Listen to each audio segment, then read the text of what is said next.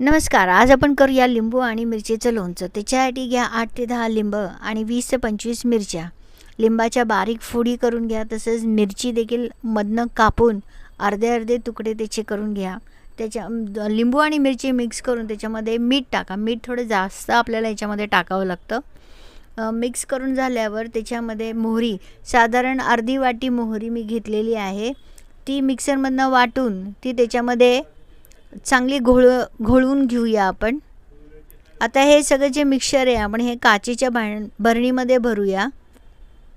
काचेच्या भरणीमध्ये शक्यतो लोणचं वगैरे जे आहे ते चांगलं राहतं. आणि त्याच्यामध्ये मी 2 लिंब पिळलेली आहे, म्हणजे मिरचीला देखील छान आंबटपणा येतो.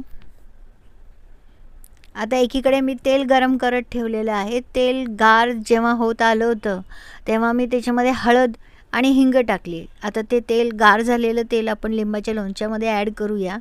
आपलं लिंबाचं लोणचं तयार आहे. आता हे लोणचं जे आहे हे बंद करून आपण उन्हामध्ये 2 ते 3 दिवस ठेवूया, म्हणजे काय होतं लोणचं लवकर तयार होतं.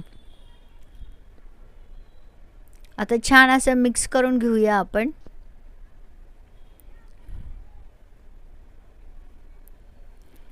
तेल थोडं जास्त लागतं, नाही तर काय होतं ना बुरशी चढते त्याला. तयार झाले आपलं लोणचं. व्हिडिओ आवडल्यास लाईक, शेअर आणि सबस्क्राईब करा. धन्यवाद.